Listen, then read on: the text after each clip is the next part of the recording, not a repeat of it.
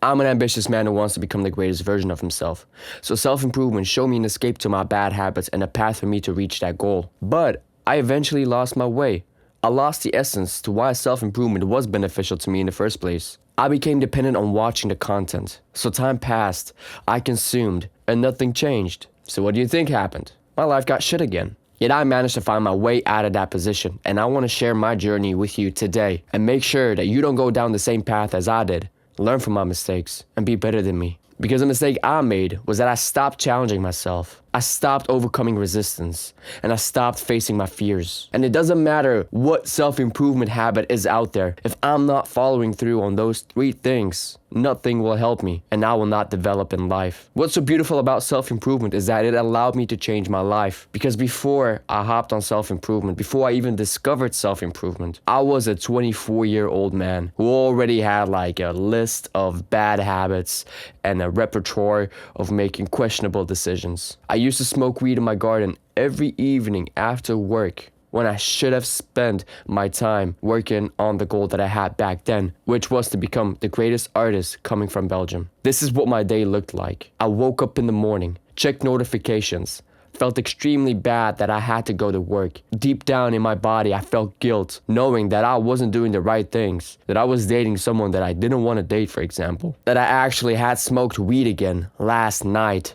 in order to fall asleep and to forget everything that I was doing wrong in my life. I either watched anime or Netflix, and then I randomly get the impulse to masturbate. I would watch porn every morning before going to work in the hopes that it will kill the pain, that it will take off the discomfort. But then when I was finished, I felt even worse. I felt worse because I knew that I wasn't, again, doing the thing that I was needed to do. I wasn't changing myself. So there was this one evening when I was outside in my garden and this random YouTuber called Hamza appeared in front of me. If you're in the self-improvement space, then you must definitely know him. And his title was so captivating. It called out to me and he addressed every little point that I was going through in my life. And it created a sense of urgency, of fuck, I have to change something about myself because what I'm doing right now is not the good thing.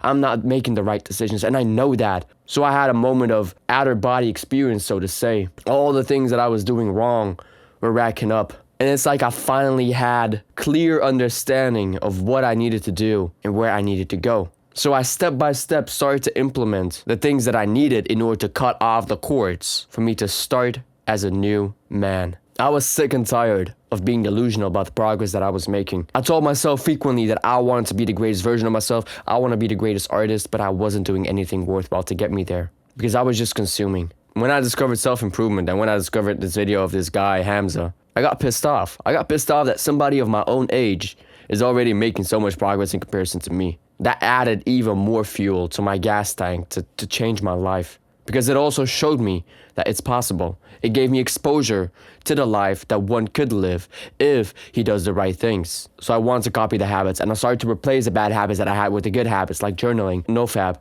no social media, distancing myself from all the things that were not aligned with self-improvement, reading books. Eventually I started doing cold showers and everything. The moment that I started to do that, the moment that I started to make the right decisions, the moment that I started to meditate, to journal, it gave me like the sense of I'm doing something good with myself. And that gave me the impression that I was making progress towards my goals. And I was. Matter of fact, I am making progress towards my goals. It led me to eventually break up with a girl that I didn't want to be with for many years. That created a sense of freedom. And that allowed me to build up momentum, to like continuously progress. My mental health started to improve drastically. And as my mental health improved, my social skills improved as well because I felt more comfortable about myself. I felt more confident. So I started to approach more people. Back then I used to work in retail and I was forcing myself to speak with people. I always saw myself as an introverted individual.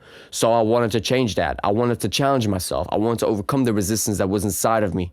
So I forced myself to be in these uncomfortable situations. I was working really hard on being disciplined, going to bed on time, training when I didn't want to train. When I wanted to make music, I was making music, sitting myself down and overcoming like that sense of I want to quit and I want to give up when it gets hard, because that is something that I've had for a very long time. I had a lot of difficulties with just sitting with myself and being one with the pain that is accompanied with it, the pain that is accompanied with going down the path of becoming the greatest version of yourself. I improved my productivity. I was making progress. I became happy. And as a result from that, I became consistent. But there came a point when doing the self-improvement habits became comfortable. So I started to rely too much on them, that I stopped challenging myself, that I stopped doing the things that got me to be in discomfort. Because in the beginning, doing the self-improvement habits was uncomfortable. It wasn't easy, but then it became easy. And whenever challenges appeared because I needed to go earlier to work or do other things, I wouldn't do them because I would prioritize the self-improvement habits. And the funny thing is that as a result from doing that, I stopped making progress. I stopped seeing the results that I was seeing. I was wondering, like, what the hell is happening? What am I doing wrong? Months and months passed of me just wondering, why is my life going backwards? Why am I becoming a bit more introverted again? Why do I feel not as confident as I did before? Why do I feel like I got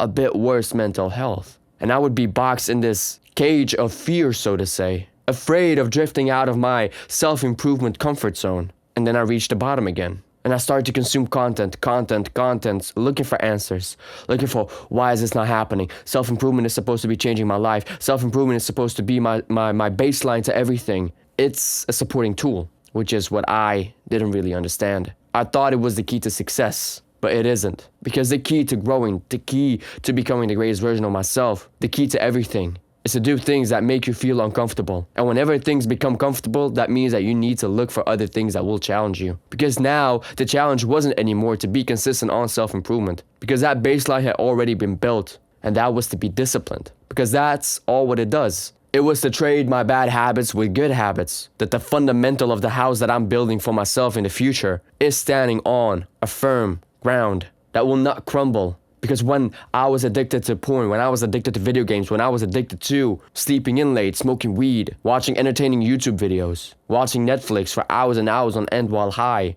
that was not a good foundation to eventually build myself up with. So that had to change. So self-improvement was the key to transform the bad habits into good habits, into habits that will actually compound into good things in the future. So the challenge for me was to handle the reality of life. And that is that not everything will be in my advantage all the time. That I don't always control the outcomes. That I don't always control whatever appears in front of me.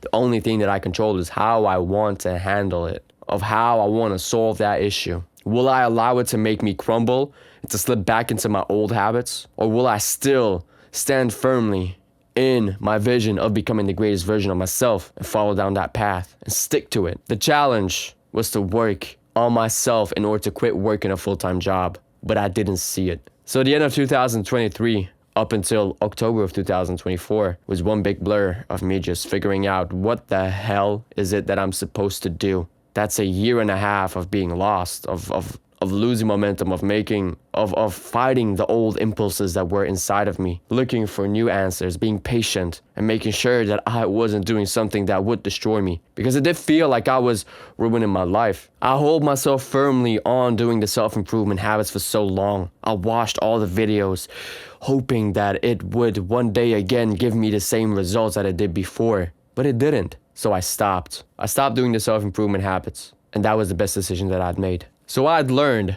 that the progress that I was making wasn't all because of the self-improvement habits. The self-improvement habits allowed me to build a better foundation. It allowed me to see things from a better perspective. That all the progress that I was making came from being in discomfort and persevering through it. The self-improvement habits and changing the old patterns that I had was challenging. And that is what had helped me. Not necessarily the habits itself. It was all fueled by a strong why. The self-improvement habits worked because I wanted to change. I wanted to become the greatest version of myself. I saw the need to change. I saw the need to become the man that I desired to be. I saw all my mistakes racking up and something needed to change. And I had to take action because if I didn't take action, I would end up like everybody else and I didn't want that. I understood the consequences of failing. And in October of 2024, when the big blurs started to fade away, is when I exactly started to see the same things again. I started receiving a strong motivating why. The motivator that will get me to quit working my full-time job so that I can do this full-time and make a full-time income out of this and be of service to you. So I then started to implement the self-improvement habits again, and I'm still doing them. I meditate every morning just for a little bit because meditation allows me to stay present in the moment. And meditation is a practice for me now to not drift away from my thoughts, with my thoughts, and to instead remain here present with you, for example, or whatever else I gotta do. To not allow the thoughts to influence me and recognize that thoughts are just thoughts. I journal every evening, still, to reflect on how my day has went, because I know how important it is for me to reflect on how the day has went. It gives me a perspective on what I can improve for the next day, and something to read back a month or 2 months or 6 months from now to see how I've progressed and to see a pattern within my journey. But whenever I don't have the time to do it, I don't have the time to do it. And it's a challenge, and that's a challenge that I have to overcome. I make sure that I'm focused on overcoming discomfort. And sometimes not doing the self-improvement habits is uncomfortable. Self-improvement allowed me to change my life. It allowed me to clear the path of the habits that were in front of me so that I can become the greatest version of myself, to get closer to becoming the greatest version of myself. So I hope this video has been able to be of value for you. Let me know what you thought of it in the comment section. I'd love to get into a conversation with you and to know where you're at in your self-improvement journey. I want to wish you a very nice day, and remember that you are 100% responsible for the results in your life. Make the hard decision today, and I'll see you in the next one. All right? Bye-bye.